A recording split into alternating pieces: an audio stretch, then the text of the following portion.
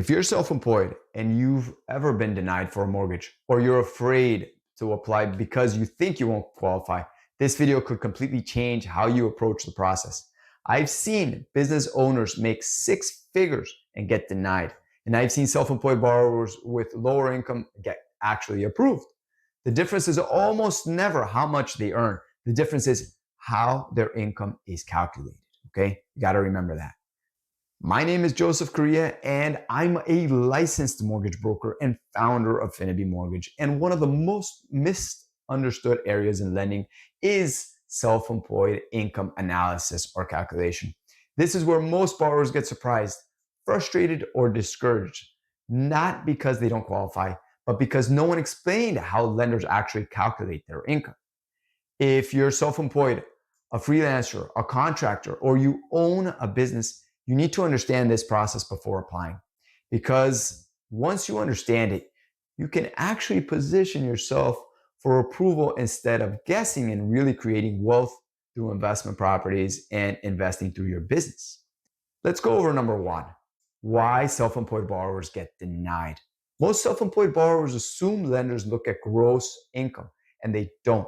Lenders look at taxable income after expenses, which is also known as net income. That means if your business makes $120,000, but you write off $70,000 in expenses, the income lenders may use to qualify you could be closer to $50,000. Sometimes even less depending on deductions that you may have on your tax returns. This is where the shock happens. Borrowers say, but I make six figures, or I make good money. And technically they might, but lenders can use documented income that remains after deductions, not before. And here's the key point. That doesn't mean you're unqualified. It means your income needs to be evaluated correctly. Now, let's go over now how lenders calculate self-employed income. So for most traditional mortgage programs, lenders average your income over 2 years. They review tax returns and analyze the trend. If your income is stable and increasing, that's generally considered positive. If your income is declining, lenders may use the lower amount or ask for explanations. They also review business expenses, depreciation, because sometimes they can add back on depreciation, or most of the time they will add depreciation. Business losses, write-offs. Now that's a key part. They want to see what you're writing off. Deductions and what deductions are qualify as real deductions or not. And there are some deductions that can be added back, believe it or not, while others can't. And that's where professional analysis makes a big difference, because knowing what counts and what doesn't can dramatically affect your qualifying income. Two borrowers with identical tax returns can qualify for completely different loan amounts and interest rates depending on how their income is calculated. In a moment, I'm going to explain the exact strategy many successful business owners use to qualify for mortgages, even when their tax returns show low income, because this is something most people never hear about. Now let's talk about write-off trade-off. One of the biggest challenges self-employed borrowers face is the write-off trade-off. Business owners are taught to reduce taxable income to lower taxes. That's great for tax savings, but when you apply for a mortgage, lower taxable income can reduce your qualifying income. Yes, so there is a balance. Aggressive write-offs may reduce taxes today, but they can also reduce borrowing power tomorrow. This doesn't mean you shouldn't take deductions. It means you should plan strategically. If you know you want to buy a home in the future, you need to know what to do. The strongest self-employed borrowers plan their taxes and financing goals together instead of treating them separate, okay? And that's something a lot of people never take into account until they're in this situation. Let's talk about next, documentation and why it matters more than income. Here's something important that most people don't realize. Self-employed borrowers, documentation quality matters just as much as income level. Yes, you heard that right. Underwriters want to see consistency. They want to see clear records. They want to understand your business structure, your revenue stability, and how you earn your income. If documentation is incomplete, unclear, or inconsistent, It can create delays or conditions even when income is strong. That's why preparation before applying is so powerful.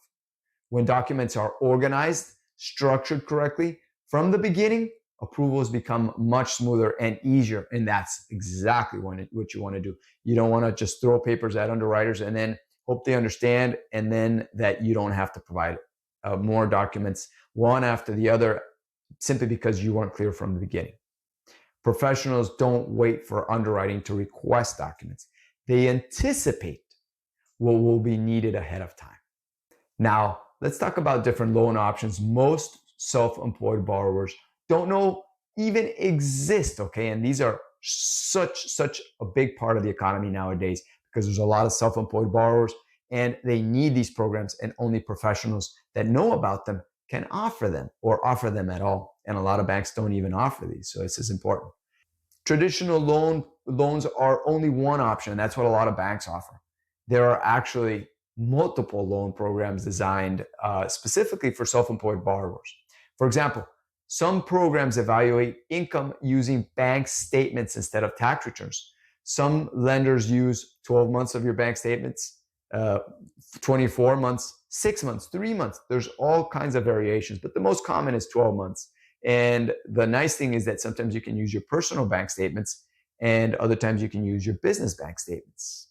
These can be useful for business owners whose deductions significantly reduce their reported income. Other programs allow for alternative documentation or flexible qualification methods. The key is understanding which program matches your specific profile. Applying for the wrong program is one of the most common reasons self-employed borrowers get denied. Now, many denials aren't because someone doesn't qualify. They happen because the wrong loan type was actually chosen. Now, let's talk about what successful self-employed borrowers actually do to get approved. They review their financials in advance. They understand how their income will be calculated. They organize documentation, they plan their timing, and they choose the right loan program, which is exactly what we talked about right now. That preparation dramatically increases approval odds. It's not about luck. It's about strategy. When you approach the process strategically, you don't feel uncertain or nervous about applying. You feel confident because you already understand how your file will look through underwriting. If you're self-employed, the mortgage process doesn't have to be confusing or intimidating. The key is understanding how lenders view income and how your documentation tells your financial story. Once you understand the rules, you can position yourself for success instead of guessing. Many self-employed borrowers think they don't qualify when in reality, they just haven't structured their file correctly yet.